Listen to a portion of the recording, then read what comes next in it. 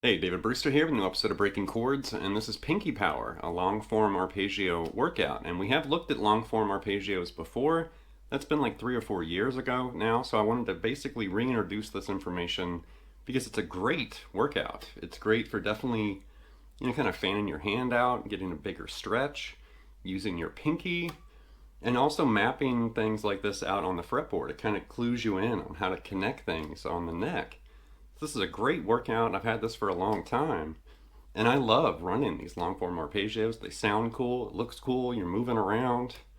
And definitely it's fretboard expanding, technique expanding, great stuff. So here we go. Okay, to get started, I'm gonna basically start in C minor, or C minor 7 to be specific, and then we're gonna convert that to dominant 7th, and then also convert that to major 7th. So we're gonna basically move this exercise idea through different, 7th tonalities.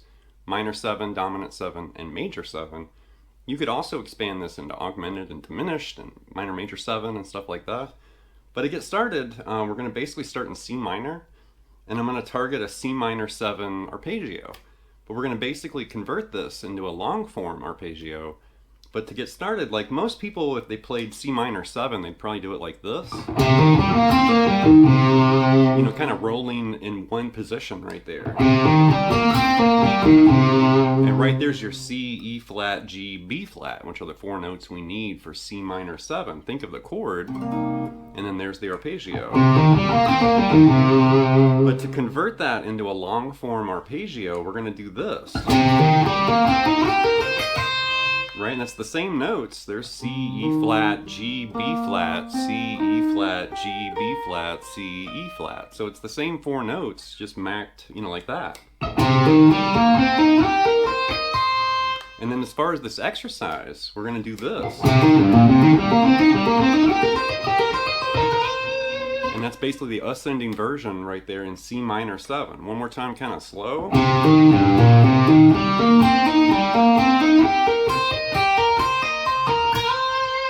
One more time. And there's kind of a sequence there, you can kind of hear it. And then right there. And then right there. So that's ascending. And then the descending version, we're going to start on the B string and use pull-offs. So descending. One more time, kind of slower.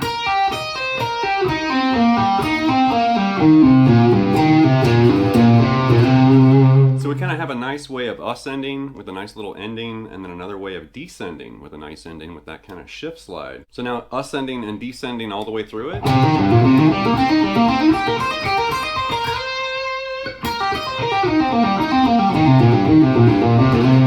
So that's the first step right there. C minor 7 mapped out with those long form arpeggios, just like that.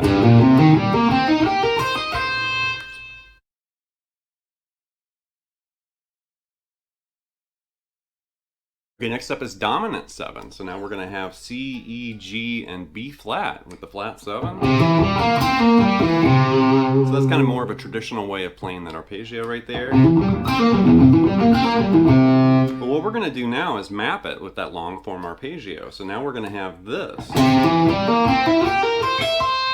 Right? Because there's that stretch, that C to E, and then if we basically, grab that workout or that exercise I shared with C minor 7, but then convert it to dominant 7, we're going to have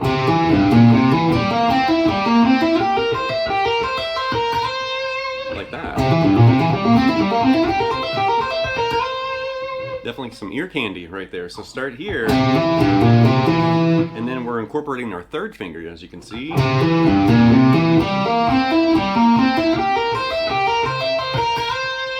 One more time.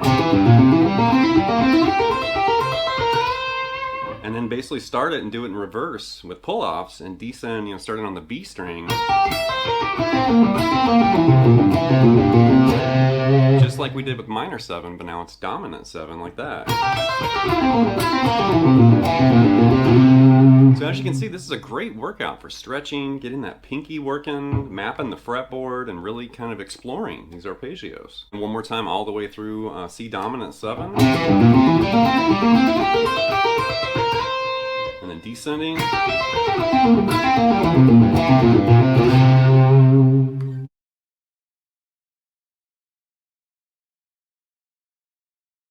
Last but not least is major 7. So now we're going to have C, E, G, and B, right? Think of that jazzy, major 7 sound, right? And traditional fingerings for that could be like this, or like this. But what we're going to do is the long form arpeggio treatment. So we've got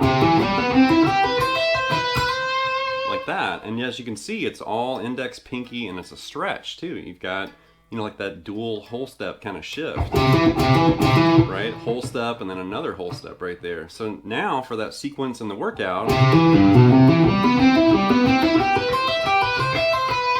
like that.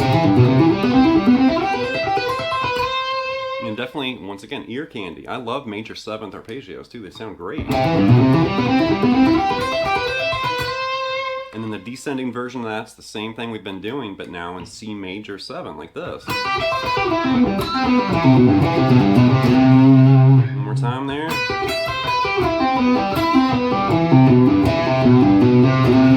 So that one's definitely a big handful, ascending or descending. Big challenge for the pinky and that big stretch. So one more time, all the way through C major 7.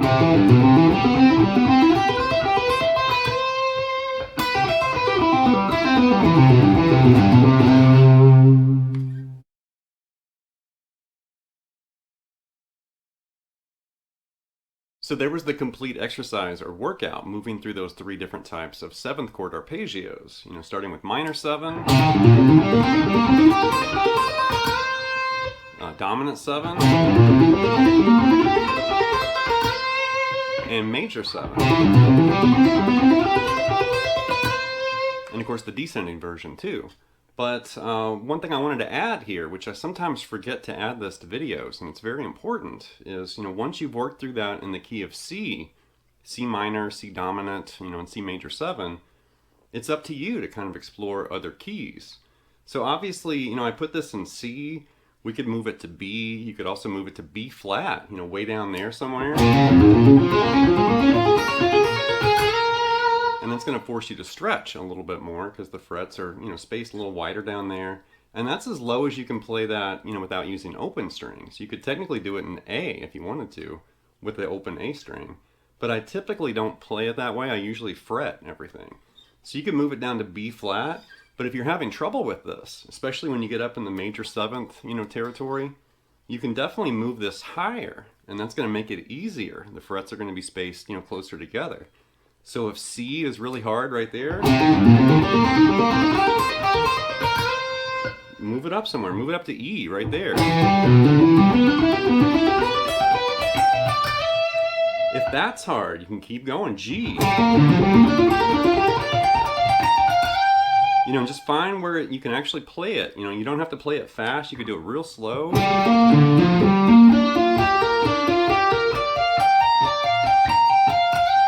Something like that, and just kind of cruise your way through that, and you're going to start building some strength, obviously building your technique, and definitely kind of giving that pinky finger a big workout. And I've noticed when you attack your pinky, it does seem like your other fret fingers that you kind of neglect, it seems like they're kind of wanting to get in there too. So definitely I think it's a good strategy to maybe focus on your pinky and then include your 3rd finger and middle finger, obviously your index finger too. But the next thing you know, you'll be racing around the fretboard using all of your fingers, which is great. All right, that's going to wrap this episode of Breaking Chords with Pinkie Power, long form arpeggio workout. And this is definitely very challenging. It's fretboard expanding, kind of eye-opening to see how you can link and connect, some of these sounds. And just as a reminder, all chords come from scales, and all arpeggios come from chords. So all 3 of these topics or areas of music are interlinked and related: scales, chords, and arpeggios. So when you investigate one, you should definitely remember and kind of investigate the others and kind of push all this material along together. Instead of treating it as separate things, lump it all together because it's all the same notes, just you're doing different things with those notes. You're performing scales or chords or arpeggios. So anyway, leave some feedback and comments. Please subscribe to Nail Lessons, and I'll be back before you know it with more content and material. Thank you.